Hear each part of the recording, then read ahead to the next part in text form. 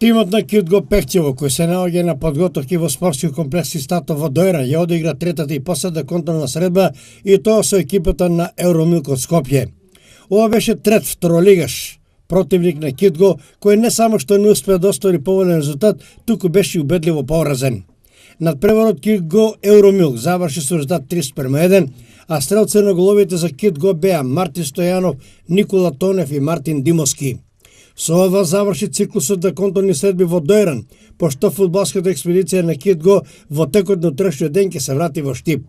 До стартот на пролетниот дел во третата фудбалска лига група Исток, која ќе се случи на 4 март, екипата на Кјутго ќе одигра уште две пријателски средби.